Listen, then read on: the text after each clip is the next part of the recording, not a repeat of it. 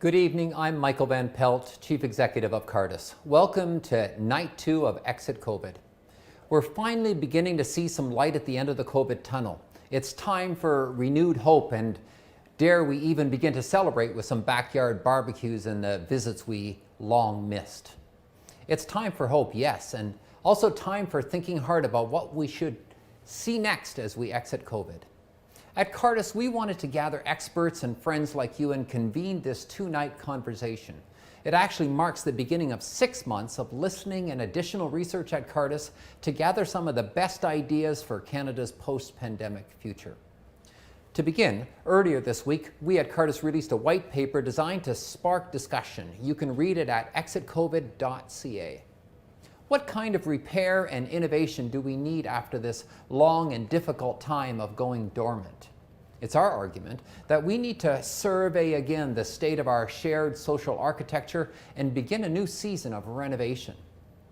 By tuning in tonight, you are part of that very thing, and we're excited that you're going to see what's in store. And as we look ahead, I'm also looking forward to what many of us can do together again when we meet in November in Ottawa in person, releasing our major findings and seeing the intelligence of exiting COVID toward what matters most. And I want to share with you how you can contribute your ideas to that discussion beginning tonight. If you missed last night's discussion of pandemic politics, education policy, and more, you can find that posted here at exitcovid.ca and at our Cardus YouTube channel. So what do we have in store for you tonight? Tonight, we'll have guests who will be sharing their best ideas for improving childcare and strengthening the charitable sector. We'll listen to the voices of church leaders about the impact of COVID on their community. Peter Stockland will file a report from the steps of the Supreme Court on the ironies of rushing the expansion of MAID, or legalized doctor-assisted suicide, in this age of COVID. And we'll hear what the younger next generation leaders have to say about what kind of Canada they want to live in and lead in 2040 and beyond. But first, I want to introduce you to our discussion desk for the night. Throughout the night, we'll hear from our discussion desk. Joining us now, let me introduce you first, Brian Dykema, our Vice President for External Affairs at Cardus, and Lisa Richmond, our Vice President for Research at Cardus, and Dr. Rob Joustra, Associate Professor of Politics and International Studies at Redeemer University. So good to have you with us again tonight, Brian. A special welcome as you join us for the first time. I want to start where we left off last night. Our board chair, Jeff Cowper, observed in a rather poignant way and said, "I sense during COVID we lost a sense of the sacred." Tell me what you think about that. Is that true? Does it resonate with you? Let's start with Lisa.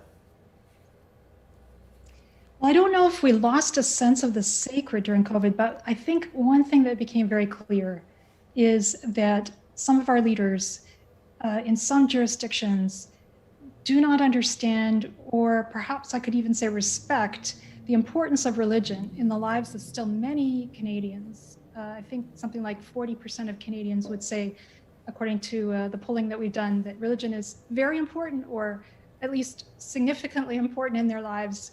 And we saw churches closed, other mundane sort of activities being allowed to be open, and a lack of understanding or appreciation for the impact of that on people's lives. Brian, loss of the sacred, is it real? Yeah, I think we lost the sacred a long time ago. If we're looking forward, like the loss of it and how that happened in our society, we've got to go back far, far beyond the last couple of years. What I find interesting, though, is that there are still gods at work. There's a great poem by W.H. Auden called Under Which Lyre that talks about something that happened after World War II. And he said, are we going to live under the rule of Apollo, the god of Apollo, or the god of Hermes? And I'll just read you a couple bits from that I think capture the two sort of gods that have been at work during this. Here's a bit. He talks about Apollo, the god of knowledge and sort of technical knowledge. He says, and when he occupies a college, truth is replaced by useful knowledge. He pays particular attention to commercial thought, public relations, hygiene, sport in his curricula. So that's on the one hand, you've got the folks who are saying, let's pay attention to that. And that becomes almost a sacred identity for them. And on the other hand, you have the folks who are with Hermes. And this is how he responds. This is how this god is at work. He says, thou shalt not answer questionnaires or quizzes upon world affairs, nor with any compliance take any test, even a COVID test. Thou shalt not sit with statisticians nor commit a social science. So I think those gods are still with us. I just think it's a different type of sacred. Eloquently said, Brian, as always. Rob, give us your sense. Loss of the sacred, is it real? Yeah, I mean, I agree with what Lisa and Brian have said. In some ways, I have very little anxiety about having lost the sacred. If we've lost anything, we've lost a way to commonly talk about it. The sacred's going to be fine, whether we know how to talk about it or not. It reminds me a little bit, actually, of a story of Desmond Tutu, who was famously chairing the Truth and Reconciliation Commissions in South Africa. And he used to open those commissions with very long flowing prayers, deep religious prayers. And they went on at some length. And eventually someone pulled him aside and said, well, sir, really, this is supposed to be a secular state function. Could you cut down on the kind of, the Jesuses per minute? Could you cut down on the religion? He said, okay, I'll do it. And he opened up a session and he didn't open in prayer. And then they heard the testimony that was there, the Truth and Reconciliation Commission. And he had to call a whole stop to it. He said, stop. These testimonies, these proceedings cannot bear the weight we cannot bear their weight without religious language, without some prayer. And he stopped everything and prayed. And I think that's where we are in Canada. We cannot bear the weight of the human condition apart from a vocabulary of the sacred. We're desperate to find it. And one way or the other, I think we're haunted, and we will. Okay, this is just a great conversation to inform what I think is going to be good conversations throughout the rest of the night. Stay tuned. There's going to be lots that we're going to talk with you about shortly. And let's hit on some of the kind of key policy issues that we want to tackle tonight, including childcare, charity, so many others. So hold tight and thank you. So also as a part of our intelligence gathering that you just saw here for Exiting COVID, we also want to hear how COVID and the lockdown impacted you and what you think about all this. So this is where you come in. Our discussion desk will be watching for questions and comments that you send to us via email and text. Something you hear might spark a question or a comment. Join the discussion by emailing exitcovid@cardus.ca. or texting 613-703-4500. Let me repeat that so that you can send in your thoughts to our discussion desk and to me. Email us tonight at exitcovid@cardus.ca and text us at 613-703-4500. So, COVID-19 created massive disruption for families and childcare providers across Canada. Childcare centres were closed for months, and as they slowly reopened, there were a host of new regulations and requirements out of concern for public health. Things have not been easy for everyone. As we exit COVID and look to the future, it's time to ask how we can focus on what matters most for children, for families, and the childcare sector. Our first two guests can help us do that. We are joined by Andrea Hannon, Executive Director of the Association of Daycare Operators in Ontario, a membership organization of independent licensed childcare providers, and our own Andrea Morozic, Cardus Senior Fellow for Family Policy. She and Cardus colleague Peter John Mitchell are the authors of Childcare in a Post-Pandemic Canada and a Positive Vision for Childcare Across Canada. Andrea Hannon and Andrea Morozic, it's so good to have you with us tonight. It's Andrea Hannon. It's been a difficult 16 months of COVID for childcare, for families and childcare providers. Paint a picture of that difficulty, of that disruption, if you would, for our audience. Thank you for having us tonight and for giving us an opportunity to speak about it. It certainly has been a long haul. Across the country, a lot of licensed childcare centres were closed for quite an extended period last year. Here in Ontario, it was 4 months. Since that time, we haven't seen all families coming back. A lot of centres are running at about 50 to 60% capacity. And there are a few reasons for that. Some of it is that not all parents have gone back to work.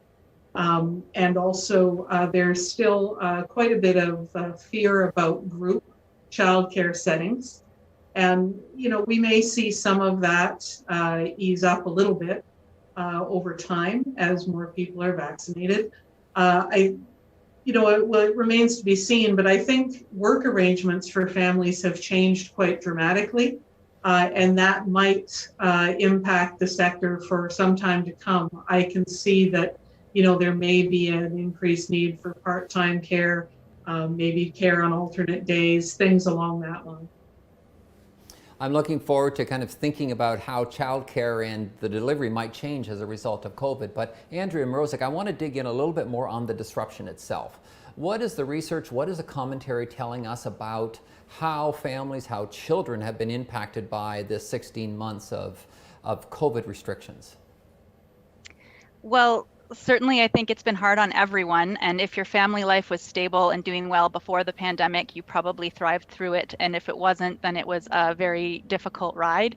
And childcare played into that insofar as parents were not prepared for the length of time that they'd be juggling the full-time work scenario and also caring for their children. So I think it depends on who you ask for how people have fared, but we've seen the increases in children at children's hospitals, for example, and mental health problems. And that is something that should weigh heavily on all of us as we consider our actions throughout the pandemic. And Andrea Hannon, I want to just build into this question a little bit more with a little bit of commentary or kind of personal opinion. When I watched the news on childcare, what I heard was jobs. And I can imagine when you think about childcare, you think about the child. Talk to me about that tension that we saw in public life. We're concerned about our jobs. How do we get the economy going again? All that kind of stuff. And Andrea Hannon thinking about, how are we going to take care of the child in these difficult situations? Was that a real tension, or is this me just watching too much news? No, that's definitely a real tension. The childcare industry as a whole it's quite different than some other industries in that we have public sector and quasi-public sector actors. And in those cases, childcare is often a revenue generator for other activities that they're involved in. And then there are independent licensed childcare centers, and their core business is caring for families. So, independent licensed childcare centers, very, very concerned about families and what the disruption is for families. Sometimes with emergency childcare provisions, all childcare centers are closed except for emergency childcare centers for the children of first responders. Well, those centers may not be the usual centers that were open for the first responders. So those children aren't necessarily just going about their day. They're being sent to a different center. And other children were away from their centers and away from their friends. So yeah, it's been very, very hard on families, and it's hard on everybody. And there are changes actually in the centers as well. The centers, they've had to change how they do things. So there's much more screening before children come in the morning, and also parents in most parts of Ontario, at least, parents can't come in with the children like they used to. They just are the children are dropped off outside, the children are screened and then brought in. So, there's a lot of disruption. So while I can appreciate, jobs, it's hard for people to get to their job if they don't have childcare, yeah, but it's also the childcare that remains is very different, and there is an impact on families and children. Andrea Mrozek, how do you balance that kind of human dynamic of taking care of children? And let's be honest, we do need the economy to operate, and it's very dependent on being able to have the provision of childcare. How does the research inform this tension that was so poignant over these last 16 months? At Cardus, we think of childcare as the care of a child, no matter who does it, and that includes centers, licensed and unlicensed, and home-based daycares, and parents and families, and everything under the sun. Caring for children is caring for children. What I'm constantly reminding or trying to remind government and Canadians about is the fact that government interests may not necessarily be family interests. So the government has an interest in increasing the GDP, or in getting people back to work, or getting us to pay more taxes, or what have you. Those are not the interests of families. And when I, as a mother, consider childcare, I am under no circumstances thinking of it in that utilitarian way. I'm looking for quality childcare for my daughter, and I know what that means for me. And we trust parents to be able to make those decisions. It's not always wise to consider that government has those interests in mind for parents. Okay, hold on. I understand that our federal government just solved this problem. Let me introduce you to the federal budget, the biggest announcement we've had in the history of our country, solving childcare, full swoop, piles of money, excitement. Andrea Hannon, is that what you heard as well? No, actually, it's not at all. Certainly there's some lip service to solving the problem, but the issue is throughout COVID, childcare has really been looked at through a public sector lens. So we saw it in the response to COVID and what was done by governments across the country to make sure that the childcare sector was sustained during a period of closure, but very much a public sector lens. So childcare that was delivered by public sector entities, that was the most important thing for governments to sustain. So now moving forward, when there's this drive to have more childcare, even though existing centers, for the most part, aren't operating at full capacity yet, this drive for more childcare, supposedly for GDP, the lens is very much a public sector lens. And it's, that childcare should be, it's being looked at as if, the way to solve it is to make more public sector childcare. Well, that excludes an awful lot of different types of childcare, and it excludes a lot of the flexibility that families really need. Andrea Mrozek, you advise governments across the country and ministers on this very file. Set aside the clearly just wonderful motives of the federal budget in dealing with childcare. Do those motives, though, kind of play out in the front line about how provinces and about how communities, about families, and about how children really need to be taken care of in the future? Well, in your question, Michael, you're alluding to the fact that childcare is actually provincial jurisdiction, not federal. So there has been commentary and research written on the fact that it's going to be a difficult one to pull off on the part of the federal government. They can't dip into the provinces and tell them how to run their business. They're speaking of trying to lower the cost for licensed, not-for-profit care. In some provinces, like Ontario, 70% of providers are not in that sector. So it's something that will be very difficult to act on. And in truth, we haven't seen much by way of detail in the federal government proposal. So Right. It is something that is largely theoretical at this point. Okay, we've got a few minutes left to just kind of top of the line, paint a picture of what post-COVID childcare really should look like. And imagine I was the Minister of Finance, for example. What should it look like? What should childcare look like post-COVID? Andrea Hannon, why don't we start with you? Well, I think the first thing to do is to prioritize families in their current situation, no matter where they are. So for me, I would recommend that childcare be funded through families. So provide families with the funding and let families make the choices that are going to best help them make it to the next phase of the economic recovery and coming back out of COVID. So, if a family still would like to have somebody at home part of the time, they only need part-time care, fine, great. Maybe in some cases they've got other needs, maybe alternative hours because they're working a different job than they did before. Well, then we need care that is in maybe center-based care, but it could be in smaller independent licensed centers that offer 24/7 care, overnight care. I guess I just really would like to see the families be in the driver's seat. Families shouldn't have to change their lives to fit into this brand new system that's going to improve the GDP, if it's going to do that. It's more the system should be geared for families, and families then make the decisions. Andrea Mrozek, in the few seconds we have remaining, top of the line, what should it look like?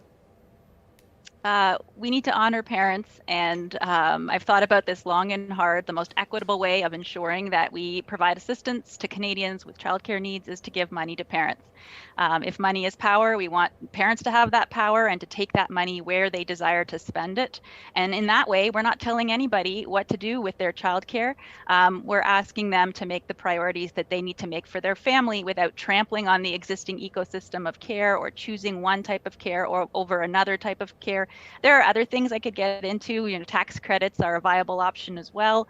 But money to parents is a substantial way of helping with childcare, and I'm not even sure why that's particularly controversial. People will say it's not childcare. Well, if I spend it on my child, it is childcare, and it would be a welcome addition, particularly if it's means tested for lower income Canadians. Andrea, thank you so much for tonight. Big issue, lots of stuff coming on this, and just so thankful that you joined us. Thank you. Thank you.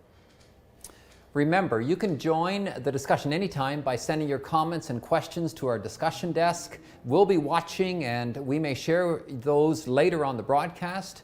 You can also view the white paper, like we mentioned, that we released this week on exitcovid.ca.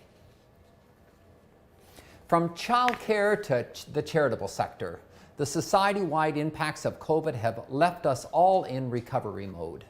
One question we are watching closely at Cardus is, how will Canada's charitable sector bounce back compared with other sectors of the Canadian economy? For many, Canada's charitable organizations are a vital lifeline to ordinary times. Their services are even more important to the common good during and after a pandemic like we've experienced over these last 16 months. I've been tracking trends in charitable giving and activity for 20 years now, and I'm getting concerned. But no one knows more about the front lines of Canada's charities than our next guest, Marina Glogovich. Marina is CEO of Canada Helps, and joining Marina tonight is Brian Dykema, Vice President for External Affairs at Canada. Brian led our Canada Cares campaign to promote new policies to elevate charitable giving during the pandemic. Thank you both for joining us tonight here on Charity. Marina, let's just jump in. Just give us the picture of what really happened in the charitable sector over these last 16 months. Well, it's been a tough 16 months, and I think you alluded to that in your opening remarks. We saw that charities experience this overnight transition, quite forceful transition to digital. Many charities have not been, were not prepared to get there overnight. They scrambled, they did as much as they could, and they actually, quite a few did really good job. But as that happened, they also experienced significant drops in fundraising and earned revenues from closures, lockdowns, and so on and so forth. So we actually estimate that the drop in overall giving last year was 10%, which is actually far more than what we saw in 2008, 2009. We now have 3 seasons of galas and in-person events that got canceled. We had, spring, fall, and now the second spring. So religious institutions that relied on in-person connections and cash were shuttered. We have arts organizations, YMCAs, community organizations that relied on earned revenues through services, fees, and sales. And so all of them really experienced a big drop in revenues, all the while many of them experienced increased levels of service. And for some of them, like healthcare and food banks, Canadians gave generously. There are other ones like social service agencies, shelters, and services for people experiencing abuse, pet rescues, youth services. We also see a huge increase in opioid deaths in Ontario. And then on top of it, many charities have actually laid off staff. And so that also decreased their capacity to deal with this situation. So we basically are left 16 months later with a sector that is more uneven than it was. And it's overworked and understaffed, and also not, for most of them, in the great spot when it comes to what they need to get going with this digital transformation, which has become a must do, not just for, of course, not for profits and charities, but businesses and private sector, public sector as well. Marina, just play this out for me a bit, and just a quick commentary on, you mentioned 2008, 2009, and the numbers there compared to now. Are we really dealing with just acceleration of existing cultural trends that leave us in this situation, or was it in fact COVID as an external event that took us to the challenges that we faced? How do you balance those two, Marina? I'd love to hear from you. I think it's a complex question, and I think there are some deeper and structural demographic, economic trends that really affect this. But really, when I think about this, COVID and the pandemic and the lockdowns and everything that happened and all the collateral, damage that came with it, really just accelerated something that has been happening for a long time. We have been in the digital disruption, transition to digital economy now for a long time, a couple of decades, if not long. And the digital economy is soon going to be a quarter of the global GDP, which is astounding. So this is already happening. Charities, though, found themselves at this point of like a perfect storm. Why? Because they're coming out of decades of underinvesting into their capacity. That includes technology, leadership, change management, right? Organizational development, all of those things. They're also coming out of this year when their revenues have significantly decreased. All the while, this acceleration to urgency to become digital and to not just get some digital tools, but to learn how to operate in this new world effectively and to thrive and to grow and scale. And then we have other types of, if you wish, competitors to charities, right? Because one of the long-term trends has been this blurring of the lines between charities, non-charities, social impact, B Corps, for-profit organizations whose missions increasingly sound like charities, because that is the era that we live in, where branding for corporations is now all about doing social good. It's no longer about selling things. So charities now have to almost compete with a far more sophisticated players that are positioning themselves as a doer of procurers of charity. Right. So it's no longer the exclusive domain. And this is in the world where things are now optimized for, not for appearance, for engagement, for hits, not necessarily for truth and substance. So I think charities find themselves at this vulnerable spot, right? Because when we look at younger people and all the giving reports that Canada Helps has been doing for years, we see the trend of charitable giving in Canada increasingly falling on the shoulder of older generation, 55 plus. Right. They give more every year, and that's the only reason why giving is not going down even more. Younger generation do not see charities the same. They don't have the same loyalty. They do not necessarily distinguish between charities, non-charities, crowdfunding, and so on and so forth. So It's a really interesting spot for charities. Let me go to Brian for a minute. Brian, you and Sean Speer published in the National Post just very shortly after COVID hit and made an argument that government needed to take some action in this kind of crisis moment. And the proposal that you made was saying, okay, governments, we need to mobilize communities and Canadians to be able to jump in and help on the charitable side. Why don't you match for a period of time that giving and just kick into gear a whole kind of community effort that had a momentum side to it and an excitement side to that? Your idea never worked. Government never took on that offering that you and Sean made, and that many communities and charities all across Canada were mobilized to try to persuade them. Can you tell us a little bit about that? But more so, what really happened and why didn't it work? Well, it would have worked. It's not that it didn't work, it's that we didn't try it. And so if we had tried it, we've seen in the past when it was tried that it does work. We know that when governments offer incentives to give, we saw this after the tsunami. We saw this when there was flooding, there were fires in Fort McMurray. When governments with anybody offers a matching incentive, donors are more likely to give. They're 20% more likely to give. They're more likely to give more, 22% likely to give 22% more. And what I think is most important, getting to some of the challenges, structural challenges that Marina mentioned, is that they're likely to keep giving. And that's the one thing that we have to keep an eye on. I think Marina's being modest. If it wasn't for Canada Helps, the Canadian charitable sector would have been in a lot worse situation than it was, to the tune of hundreds of millions of dollars. So I just want to just thank Marina for her work and being on the edge of sort of digitally transforming the environment. But Michael, it was an interesting thing. I think it was a missed opportunity. And the reason I think it's a missed opportunity is because we know Canadians had the cash. Many Canadians were sitting on large amounts of cash. They weren't spending money at restaurants. They weren't going on trips to, Baja or the other lovely places where we go surfing and stuff these days. And what they should have been doing is being incentivized to give that money to charity. And I think it's a missed opportunity by the government. I think that there's an opportunity for governments to think about this in the long run. And I think that that's one unique way to give people the taste of giving. We know that once you've given once, you're likely to give again. That's what the data shows. And I still think it's a great idea worth trying at some point, and something that we'll continue to pursue. Well, let's get into that, which is, I think, a bit of a thorny issue, because there's two sides to Canadians' ability to give. So yes, governments refuse to take on this kind of matching initiative to kick us into gear for the crisis.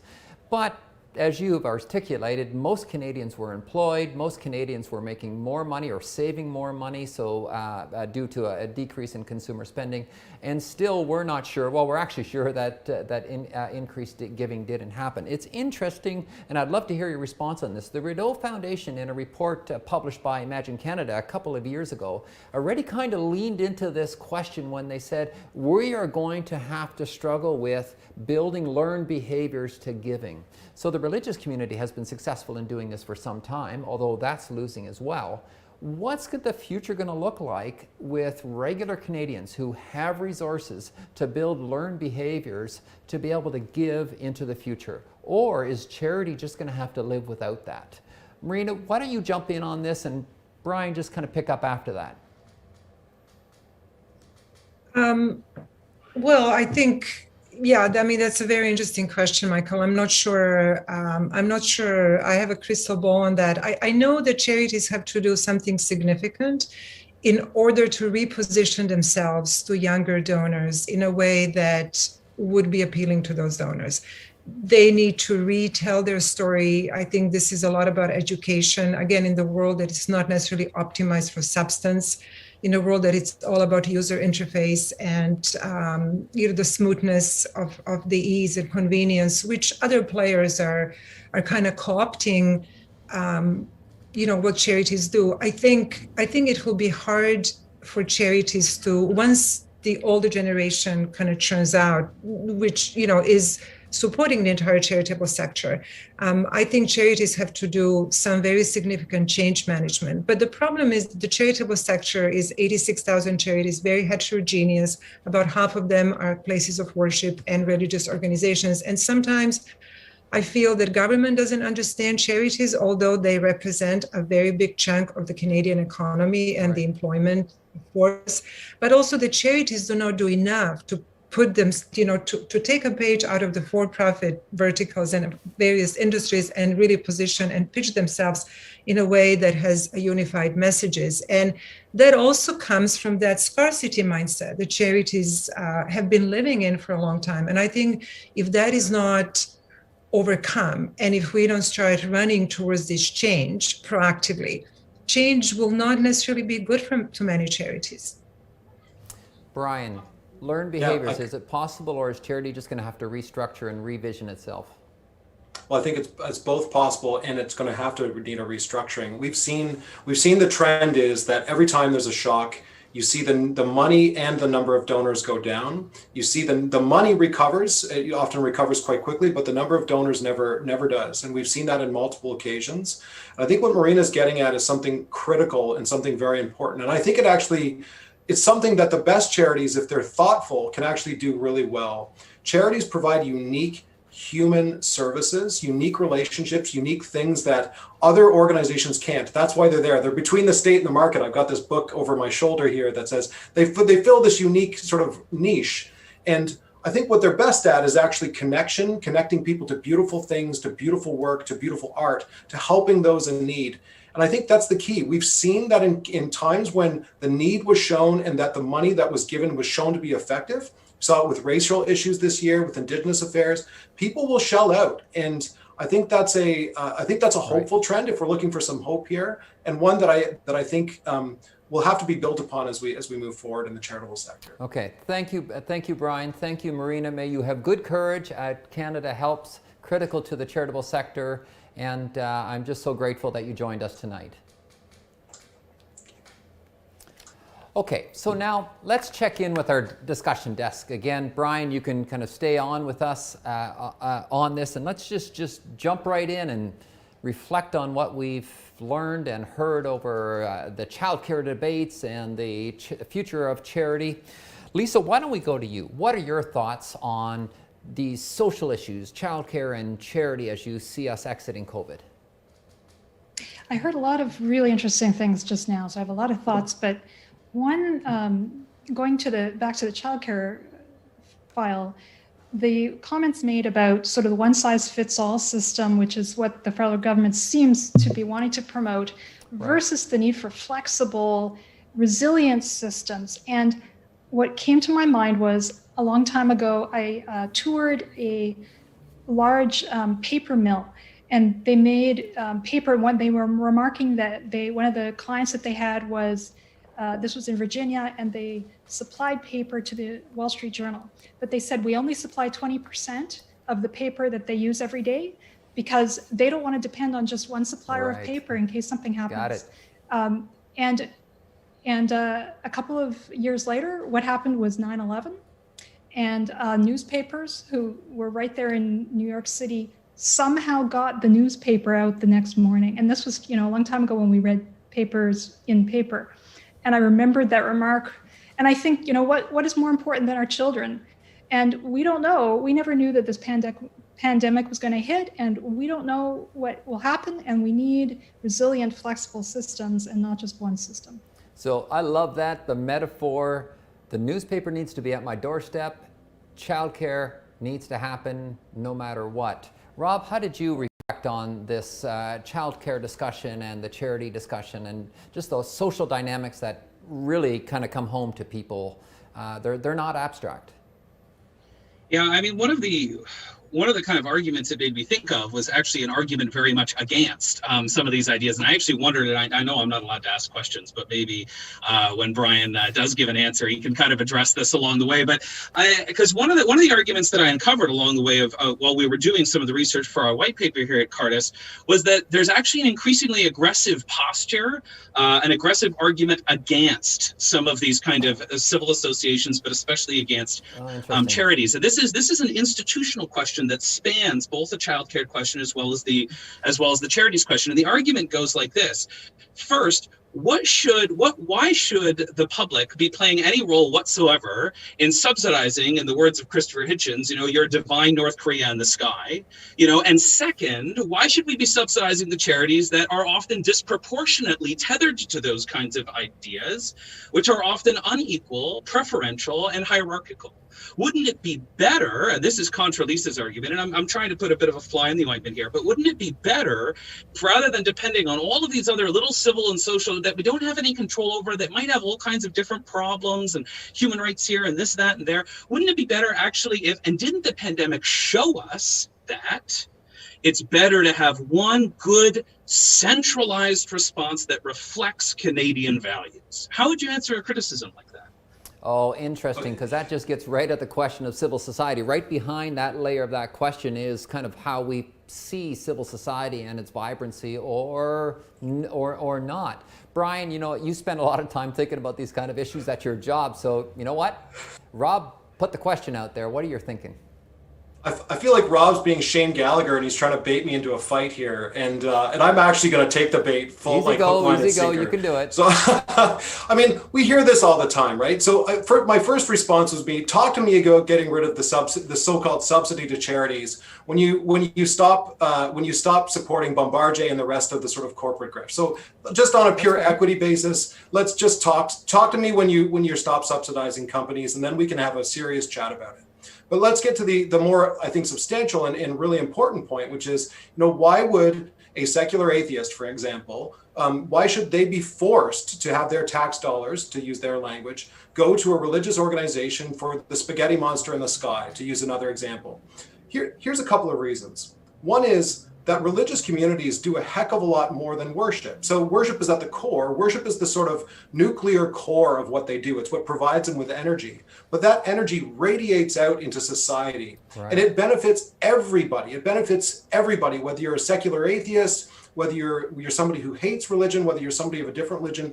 We have seen time and time again that religion in Canada is actually more of a unifying and actually helpful force. There are plenty of examples of when it's gone bad. We see this with residential schools. We see this in all kinds of situations. But when you just scratch beneath the surface and you look at the data, some of the data that we've actually done on the halo effects of religious communities, they have profound effects that, quite frankly, if the state had to pay for them, we'd be even more bankrupt than we already are. And second of all, there's absolutely no indication, given what we've just seen during the pandemic, that government's even capable of doing it, even if we gave them the power.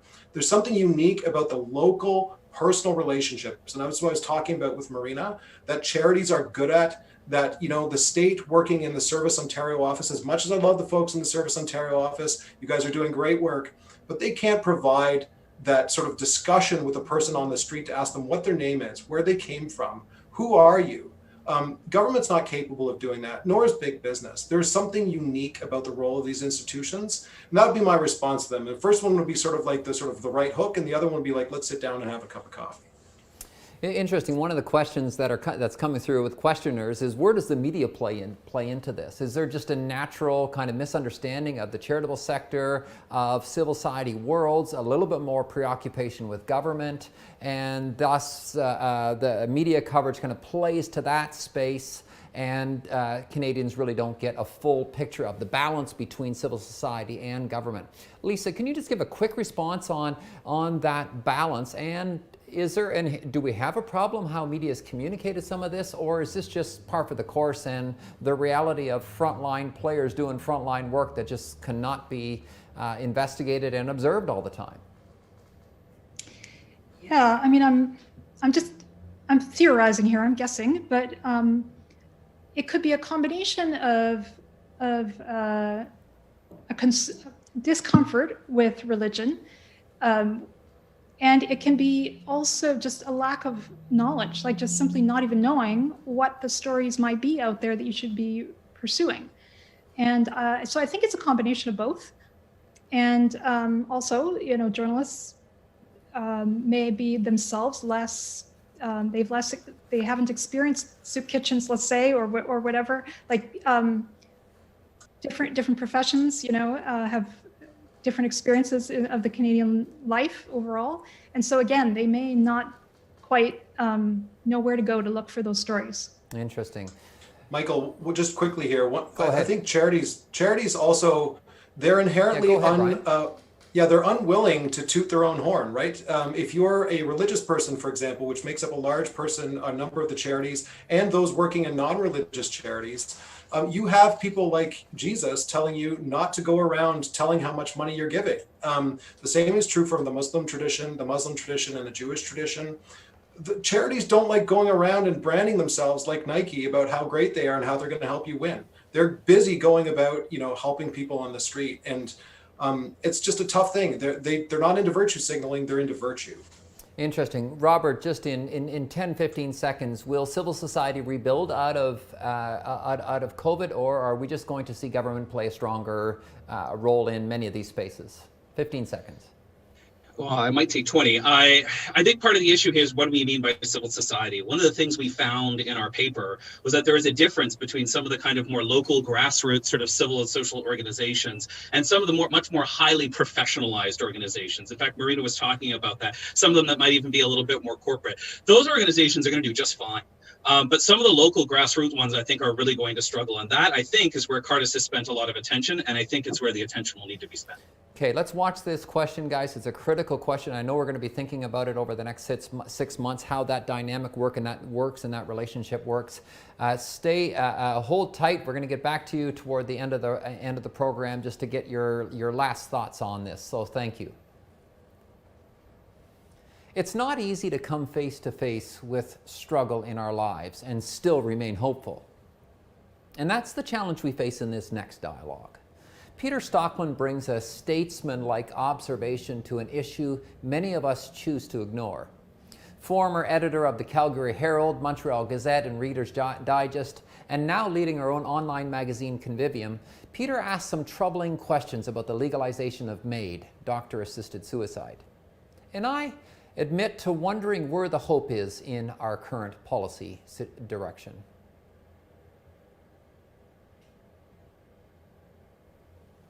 As Canada emerges from COVID, an enduring legacy of the pandemic months will be a radical expansion of medical assistance in dying, a legal euphemism conflating two distinct acts previously criminalized as euthanasia and assisted suicide. Indeed, the MAID expanding legislation that passed through Parliament in parallel with the eruption and quelling of COVID will enter a third phase in March 2023, when federal law permits life-ending injections for mentally ill Canadians.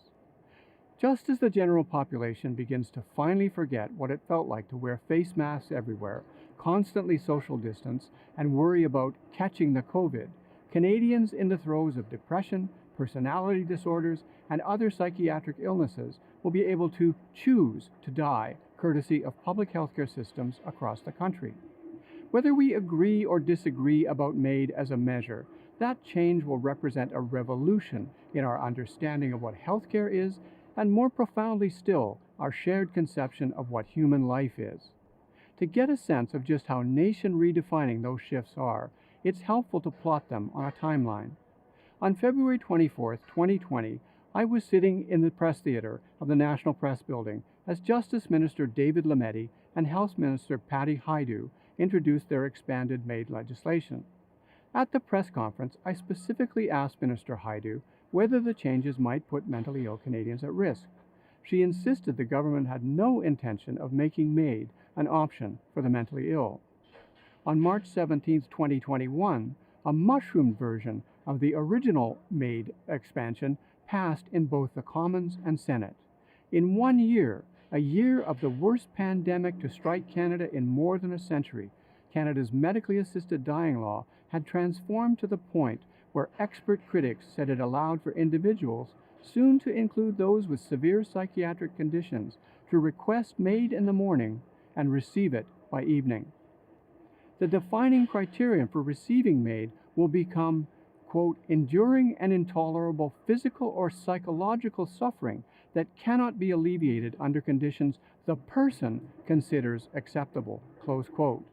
Again, whether we agree or disagree with MAID, a single year to legalize such a wholesale change about the ending of human life signals a country moving away from its past at warp speed and toward what? In fact, COVID disruptions of Parliament meant the bill died and had to be reintroduced in October. Full-time focus on the legislation was little more than 5 months when the nation was riveted by pandemic lockdown. And here is where the COVID overlay on the MAID calendar becomes illustrative. The 5-month expansion process came only 5 years after Canada's historic legal change to allow medically assisted death.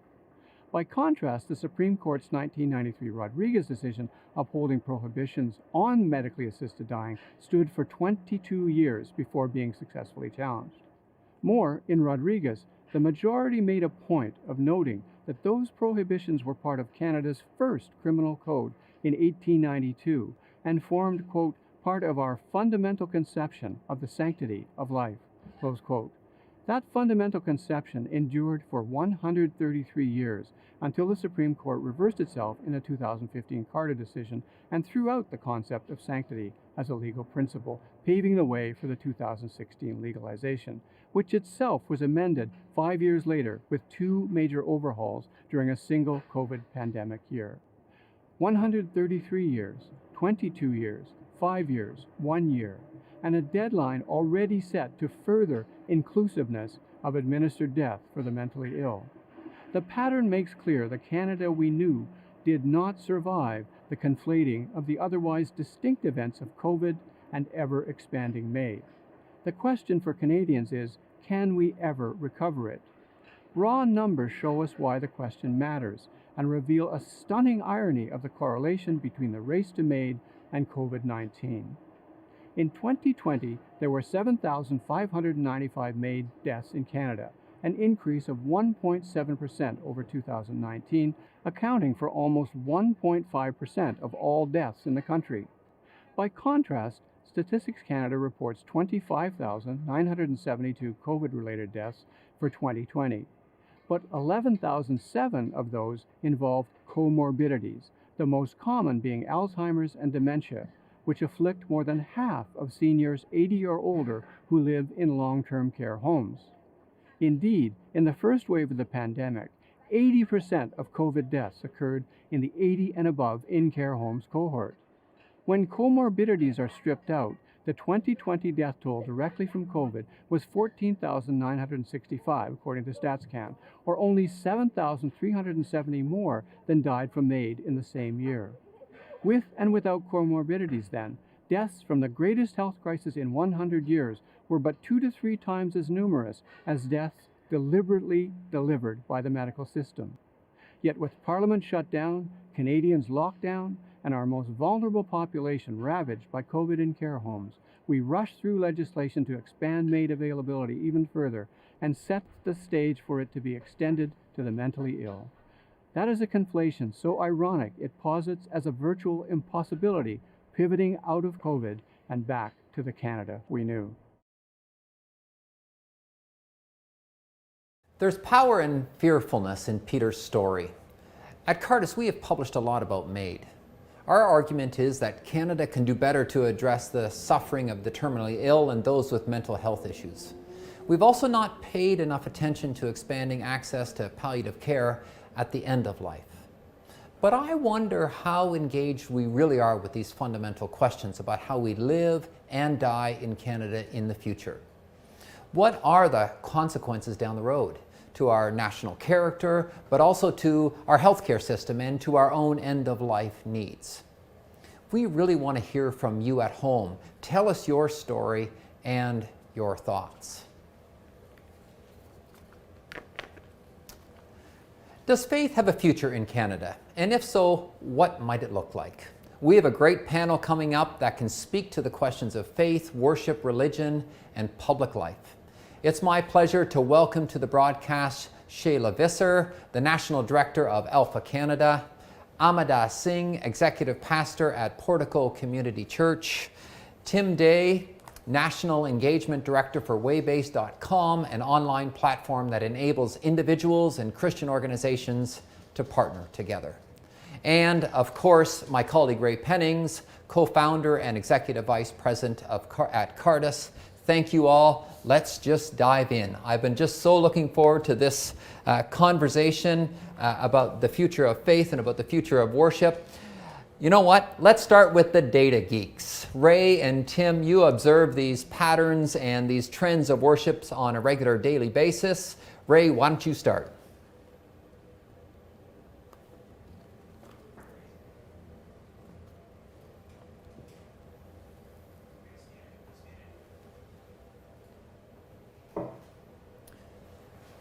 Try that over again, Ray.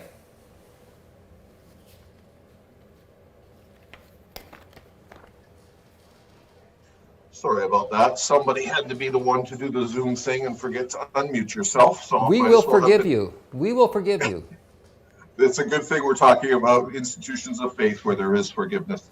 What I was saying is that Cardus has been partnering with the Angus Reid Institute, and during the pandemic on 3 occasions, Easter 2020, Christmas, and then again Easter 2021, we did special polls looking at how communities of faith were responding. And really, when I look at these 3 polls together in retrospect, preparing for this evening, there were 3 sort of conclusions that came to me as I looked at these polls together that sort of the pandemic unveiled. First of all, it was how significantly Canadians or people of faith missed in-person worship. In our March 2021 poll, we oversampled the 1 in 5 Canadians who regularly attend worship. 80% said they were missing it significantly, and 20% of them were saying it was having a significant negative impact on their life. When we asked them what they were missing about it, about 50% said that sense of community and interaction with others. For 40%, it was tangible elements of worship: communion, baptism, singing, communal singing. It was very interesting when we tie these numbers to another poll we did on the mental health impacts and feelings of isolation. And it was interesting that though we have 5 categories of isolation, those on the extremely isolated side increased by about 10% from 23 to 33% of the population during the pandemic. So the isolation, the missing of the worship in the community is the first big thing. The second, what I found interesting is we asked them, okay, so what are you going to do once you're able to go back to worship? About 77% said we'll continue the pattern of before. It was interesting, even though the majority of them were worshiping online and had found online alternatives, 40% were worshiping online by themselves. And 15% said this whole experience was going to cause them to go to church more frequently, or mosque or synagogue. Oh, interesting. 15% said, I'm going to go more frequently after than I did before, because this entire experience has highlighted for me the significance of worship. Okay. The third thing, very briefly, is interesting how communities of faith have felt themselves unfairly dealt with in comparison to other communities along the way. About half of people said government got it right, but 40% of people of faith said that when it came to the various restrictions on communities of faith, that there were elements of it which were unfair. And it was very interesting to dig into those numbers and see where and how they came. Tim.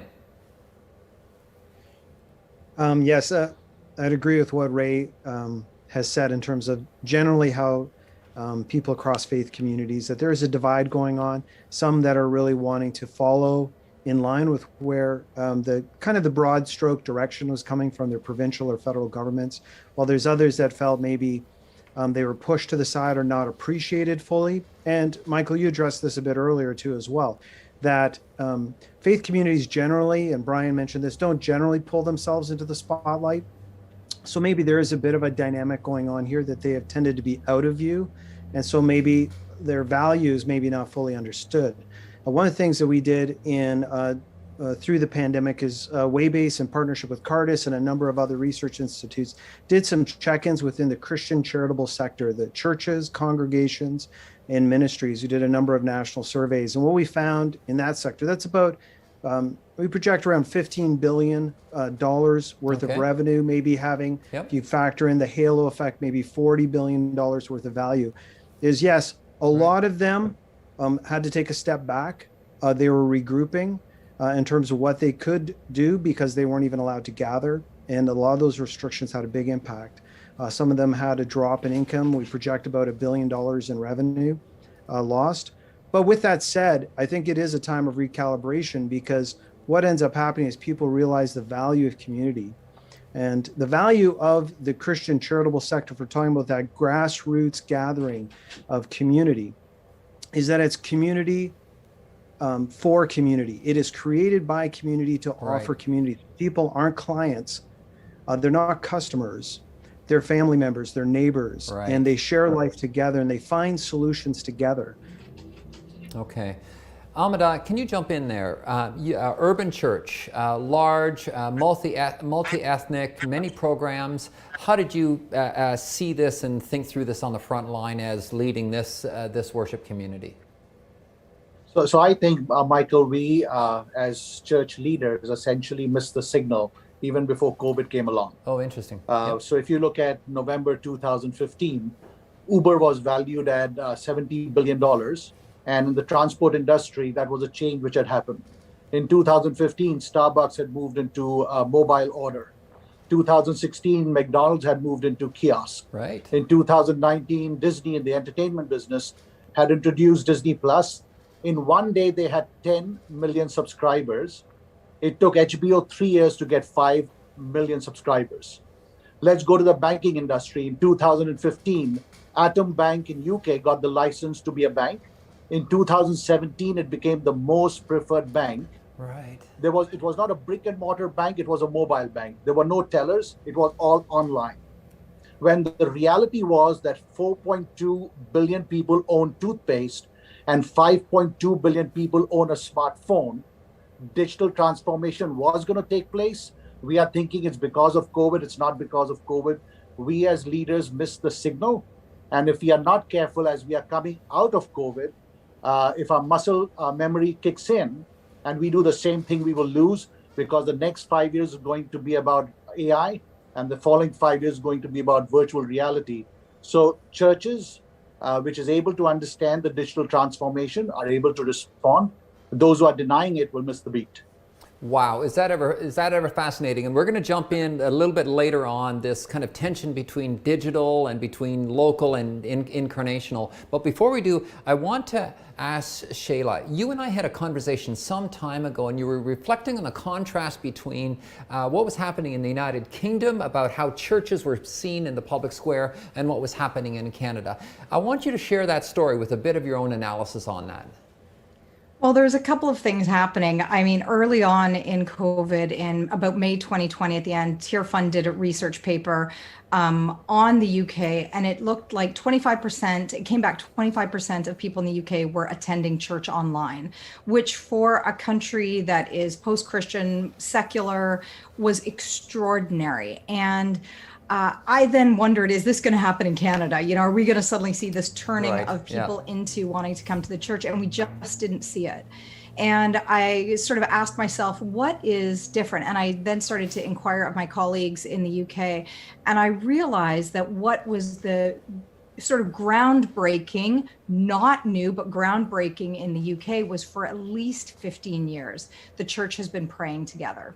And they're much more unified. So pre-COVID, for many, many years, 24/7 prayer. The Archbishop of Canterbury, one of his 3 pillars coming into his role was prayer, and he initiated Thy Kingdom Come, which is unified prayer in cathedrals all over the UK. And you just saw that the prayer is the foundation, which we know is biblical, and unified prayer, I really think is what they then got to live out of during COVID, when people in the UK started turning to church. The second thing that I think was happening is the church was able to turn very quickly and do works like love your neighbor. And they just saw millions of people served through needing debt help, they needed financial security, they needed food security. And so I just think the church had been mobilized in unity for many years before that allowed them to move very quickly to meet the social needs of the day, and really made the church, the population aware of the church and the good work that the church was doing during COVID, and has continued to do so during the last 18 months. Interesting contrast for sure. Let's go back to this digital question, because I know lots of Canadians are thinking about it, and I think it's fundamental to the future of how the church fares. And Ray, I want you to just contrast a little bit of what Amida is articulating the future of a church might be from a digital point of view to this historic kind of theological sense of incarnation. Just quickly kind of create that contrast for us.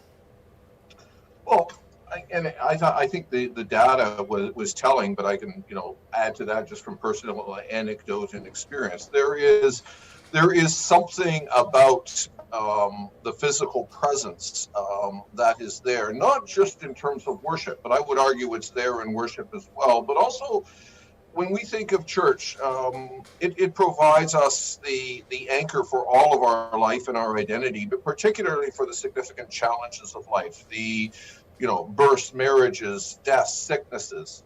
And I think there is going, one of the things that COVID particularly highlighted, and I think the church and society as a whole, tying it into what Peter just said and what we just saw about MAID along the way we have dealt with death and dying, the number of people who've had to die alone, and not having found a way to overcome some of that are horrendous and heartbreaking stories. And I look back and wonder how we got ourselves into that situation. I do not think it was the church's finest hour in terms of sorting through. So, while we've had a lot of controversy about worship spaces and times and provisions, I think there is a much more robust sense of the church and its incarnational aspect of ministry that also needs to be paid attention to.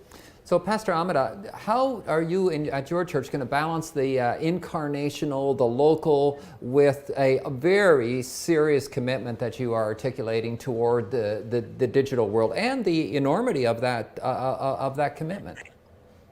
So there are two changes, I think, which has taken place. One is we have moved from ROI to ROR. ROI was return on investment. ROR is a return on relationship. And if 3 billion monthly YouTube searches are taking place, we cannot ignore that the marriages which are breaking up, people are going to YouTube to find how to save marriage, and they are necessarily not knocking at an on-site church. The other change, I think, which has taken place is historically we were about ABC, attendance, building, and cash. Right. Now we are about DEF. It's discipleship, engagement, and faith-building community. But the DEF is both online and on-site. In some ways, we are like Starbucks.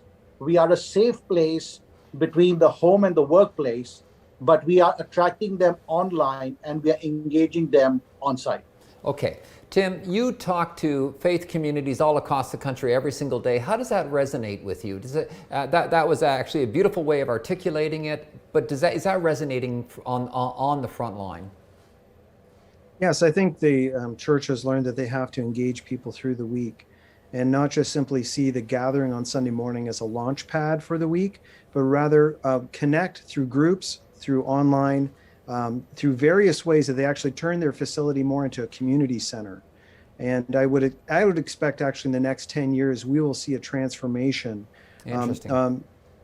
Much like Pastor Singh is saying, that is going to blend together various types of groups with online digital connection, and it actually be a flow of community and a flow of community services and opportunities for engaging with community as kind of the emerging vision out of the pandemic. Okay, just as we wrap up, 30-second response to this kind of question.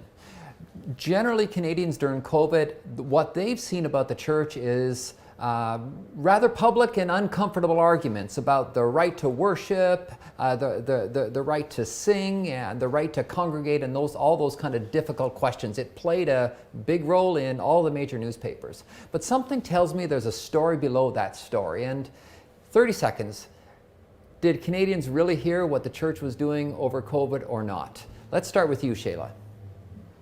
I'm very sad to say I don't think Canadians heard what the church is about. I think we didn't know how to say, to act, to model that Jesus is good and that knowing him is good. And so I think we missed the opportunity, but it's not a lost opportunity. I think the Holy Spirit's moving in our nation, and we have, a chance to show the world and show our nation that Jesus is good and he is worthy of following.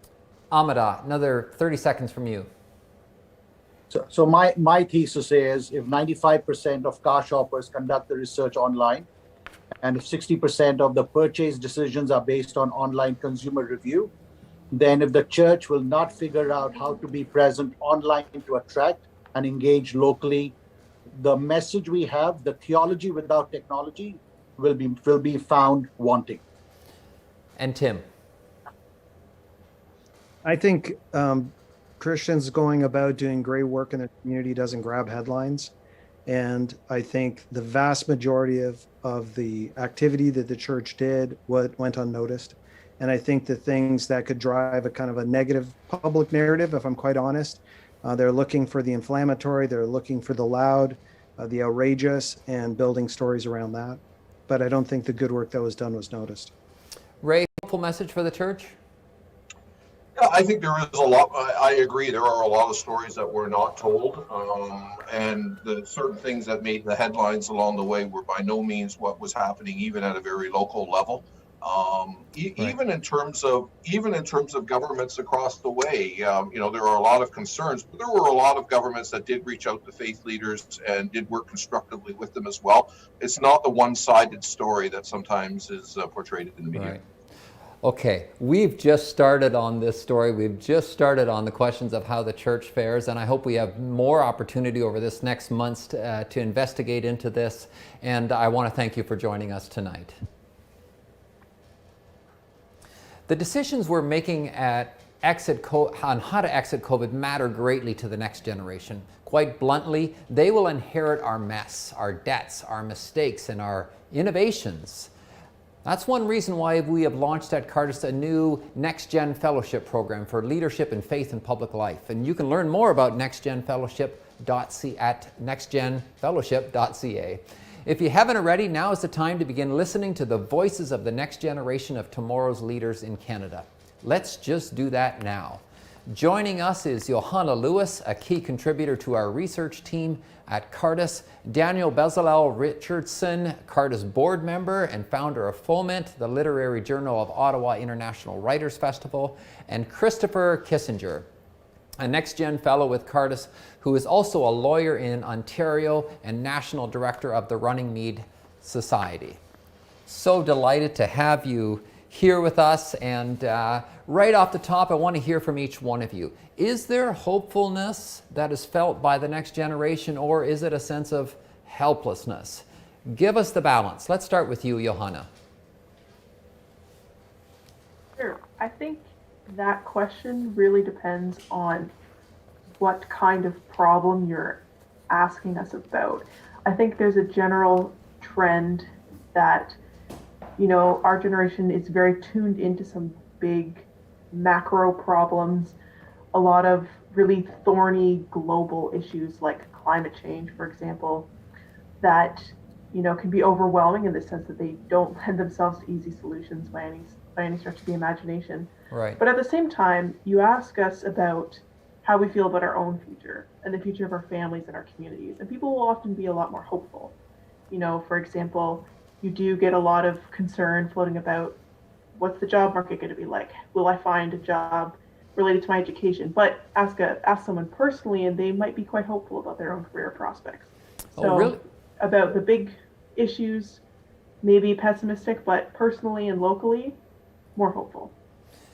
Chris, do you want to jump in on that? Is that a credible analysis, kind of big picture? Hopefulness is hard to be found, but then kind of come local to our own families, and the sense of possibilities changed. Is that a? How do you feel about that?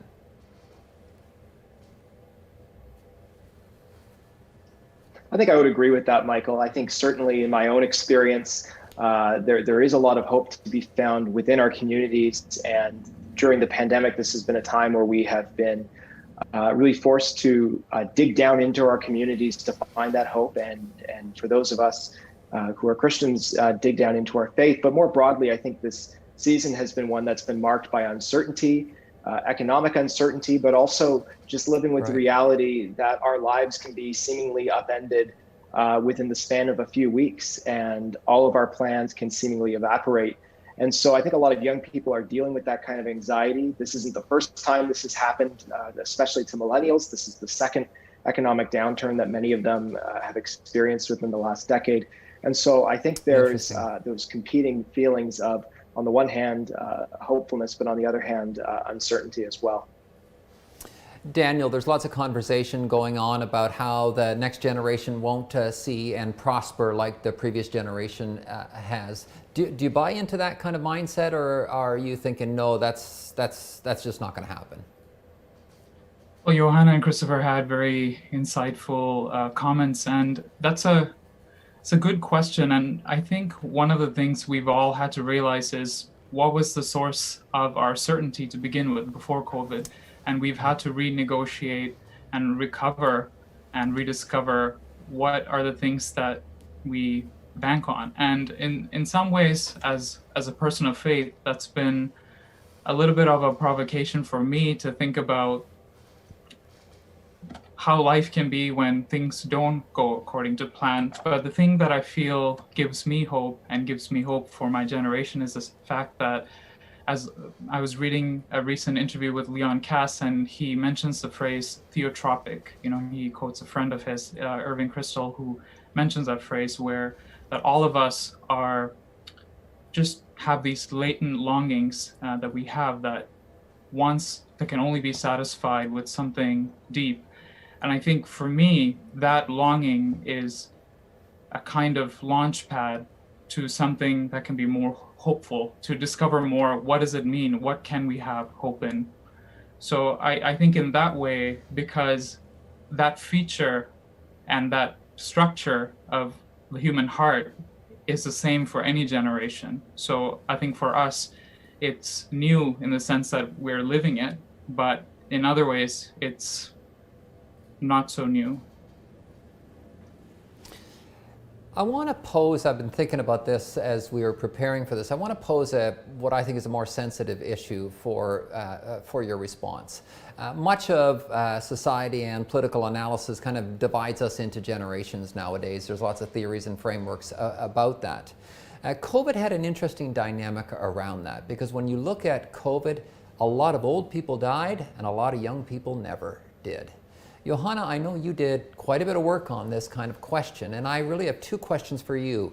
Number one, tell us about the long-term care situation that you studied on this matter, and then number two, tell us about how you, as a young, up-and-coming leader in a younger generation, kind of responded to this kind of contrast of the death of many old people during COVID and the life of many young people not affected by COVID.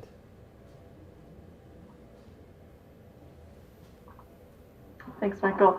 And I'm glad you brought that up, because we really shouldn't be having a conversation about COVID without talking about long-term care, which is arguably one of the greatest catastrophes of the pandemic. It doesn't matter. We all saw the headlines, we all saw the statistics, and I mean, it's faded now, which is in some ways good news, because the vaccines that we've gone into long-term care have been working in the third wave as it fell. But one of the things we really focused on, and my research focused on, was the workers in long-term care. And I think that's going to be a major concern as we come out of the pandemic. I'm not convinced yet that all the public outcry that we saw is going to translate into significant change. I'm hopeful, but I'm not holding my breath by any means.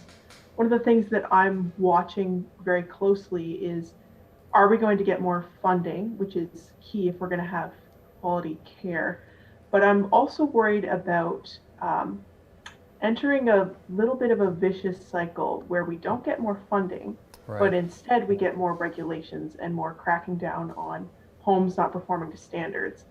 But the reason they're not performing to standards is because they don't have the funding to provide the staff to provide the quality of care. And I think if we don't provide funding in order to make quality of care and good working conditions possible, we're just going to see more workers leaving the sector. Daniel, let me put a sociological side rather than a legislative and regulatory policy side to this. And the question is this. Older people, elderly people are asking the question today, especially now that COVID has happened, will the younger generation take care of me? Daniel, will they? That's such a good question. And that is something that caused me to reflect on myself. And I have one surviving grandparent and who lives in India, who's very far away. And the more I realize I cannot visit her, and all I have is, connections to speak with her, it's something that I often think about, because in some ways it requires us to think about making a sacrifice and not just outsourcing everything out to something that's institutional. So I think each of us will have to really negotiate that and discern what that means. And the question is, I think we do want to, but I think we may not know how to. And that's kind of clear in sort of the loneliness expressed by many seniors in this country. And I'd be curious as well to know how often young people in their lives, whether it's grandchildren or others, have reached out to them, and what like some of the things that have happened that way. I'd be curious to know. I don't know other than anecdotally. Okay, one final question that I want to put to you. No one questions whether Canada will be increasingly become a secularized society, although we know from history that's not always the case. But let's assume for a moment that it is.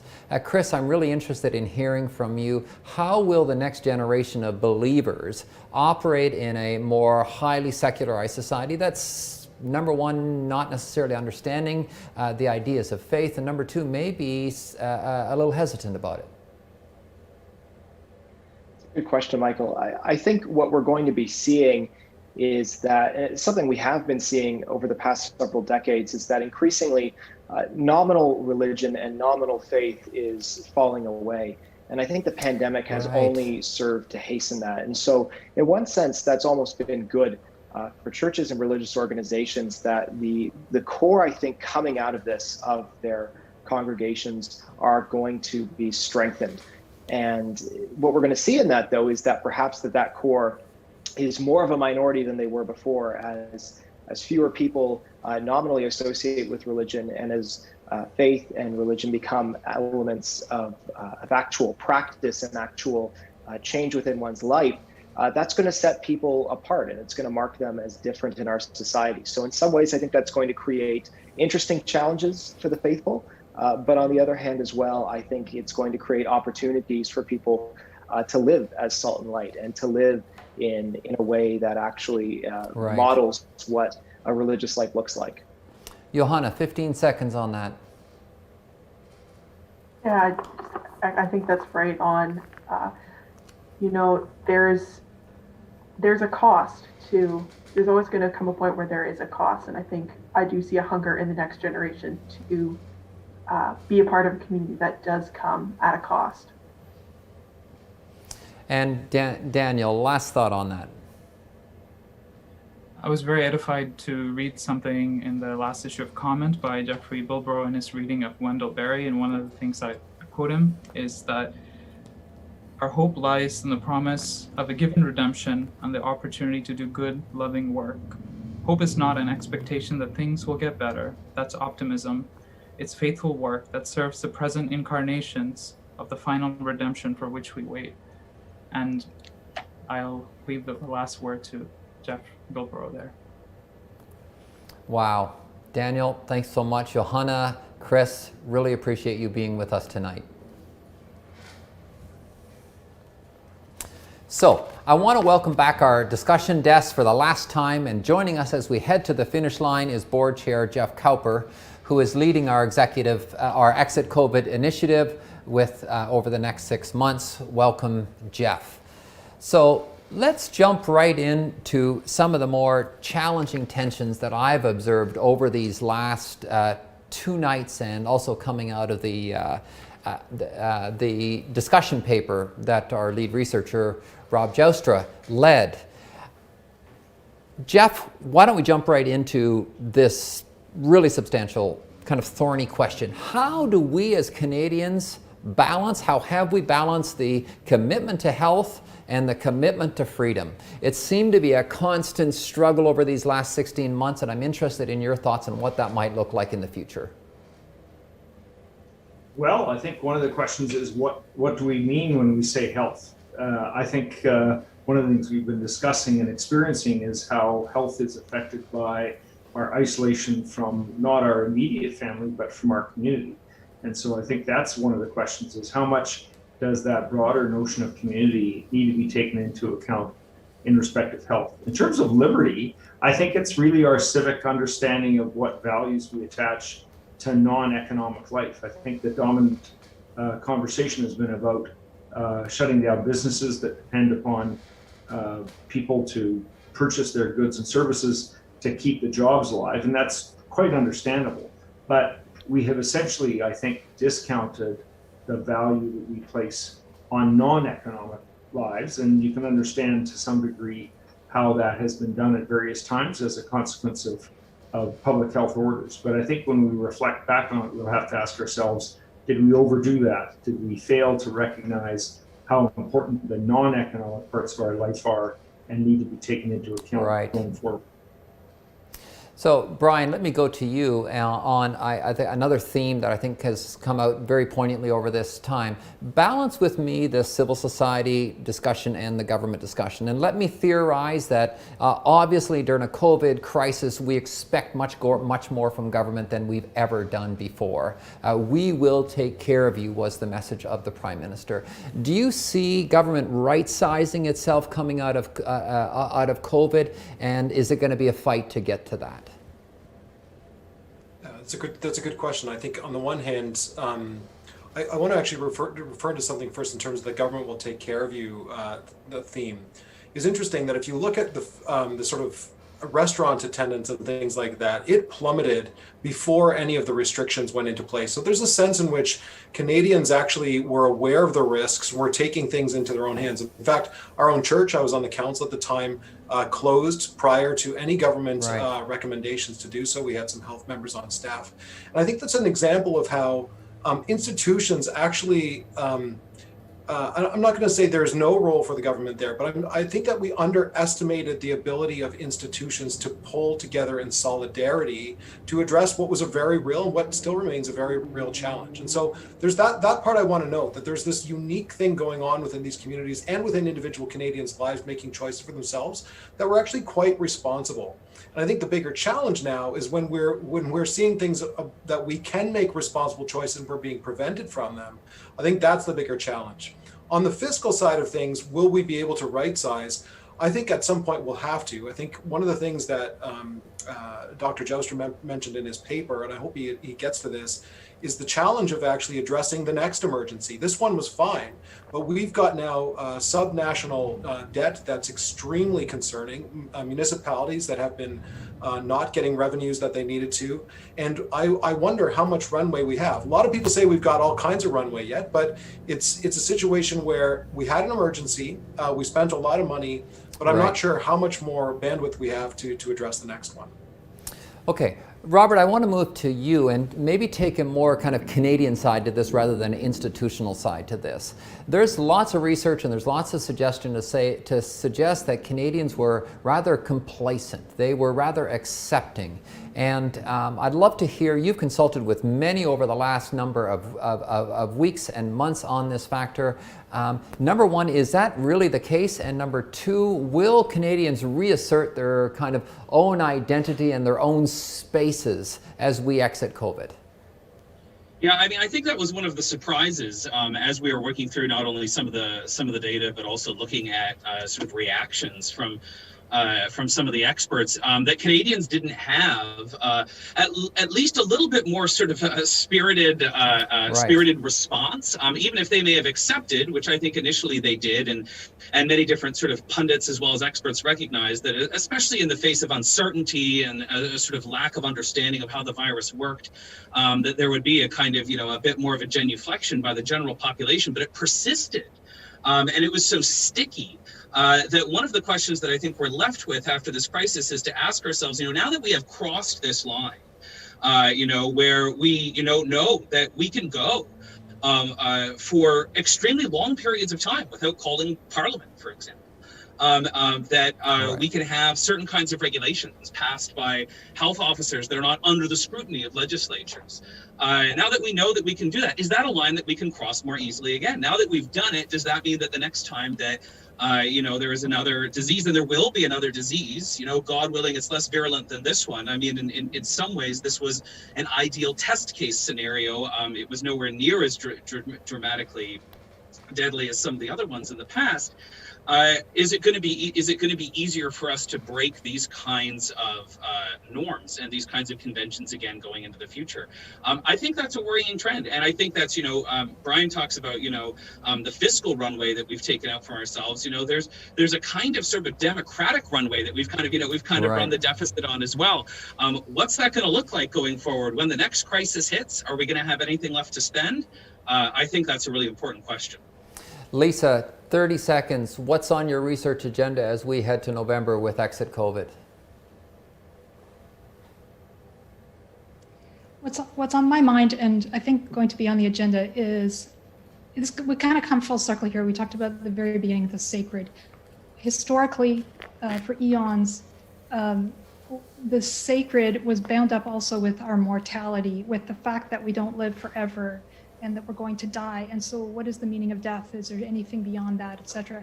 And I think that for me, this year has shown how confused and troubled we are about our mortality. On the one hand, almost no cost is too great to save lives during this pandemic, except in cases when people want to die, and then we should actively assist them through physician-assisted suicide. And how do those two things go together? It's about autonomy, but we don't have the full autonomy, and we will never have. If that's our goal, that is not a goal that human beings can achieve. And as Robert told me, helped me understand through the process of writing this report, autonomy requires recognition.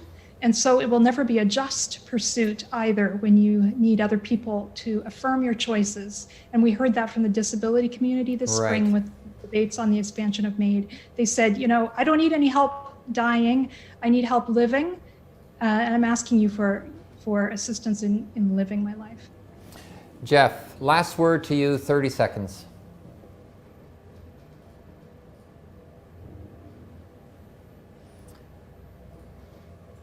I think this conversation has been fantastic, and I'm going to be looking for the answers to a lot of the questions that are unanswered. You know, what does it mean when we come back to church? Are the churches going to thrive? Which ones are going to thrive? Which ones may be pushed into a final period of decline? Are we going to move on to online worship as a permanent feature of prosperous and thriving communities and community churches? I think also it's going to be fascinating to look at what the measures the government has done to essentially fund us through this. What is the after effect of that? Because that may have the broadest economic effect of all, which is not the effect during COVID, but afterwards. And that may constrain a lot of choices we otherwise want to make. Okay. Thank you, all of you, for just a wonderful 2 nights, and look forward to further conversations on this. So thank you very much. So, ladies and gentlemen, as we end our evening, just a few more thoughts. We're so glad that you could join with us tonight and think together about how Canada can exit COVID with grace and purpose and the prospect of hope and joy. I want to thank our panelists, many whose powerful pens will be writing the story of Canada. The Cardus team and Extreme Line team made the difficult easy and the awkward, well, a little less awkward. And a special thanks to our producer, Stephen Lazarus, who makes words into meaningful sentences and who gently corrects. And as the next step for a deeper dive after this broadcast, you can always check out our white paper on how to exit COVID toward what matters most, posted on exitcovid.ca. In closing, I want to move beyond the politics and the policy, past the polls and regulations, to a bit of the personal. For sure, it's Cardus's job to lend deeply rooted and faith-filled perspectives to the day-to-day challenges of our public and overtly political life. We get up every morning committed to contest the policy agendas of the day by lending really good ideas rooted in the great traditions of our faith. We strive to be creative and fun, welcoming all through our doors here in Ottawa. Yet, the question remains on how you and I, in our own homes and communities, can rebuild a public life as we exit COVID. Allow me these exit COVID challenges. First, love your neighbor as yourself, even when your neighbor isn't lovable. Second, know how broken you are, and when you do, the door of hospitality opens wide. And third, you are building a public life every day. Your fingerprints are all over the institutions that connect you to others and connect us together. And fourth, build something for someone, a road or a garden, an idea or a painting, a family, a house and a home, a strategic plan and a company. Build something. And finally, 16 months of COVID focused us on life. A lot. But I wonder if we overlook the meaning of life, the very point of it all. My family and I know deep loss. Our only son died an untimely death at 15 years of age. COVID was a season of untimely deaths. Many of you have your own personal glimpses of the pain experienced by these families all over the world. Finding meaning will turn your suffering to love. Anxiety and bitterness and hopelessness, which can mark our exiting COVID, will not win the day. When you do this, we will build a public life, our common life, with purpose, direction, and fearlessness. Good night, and God bless you.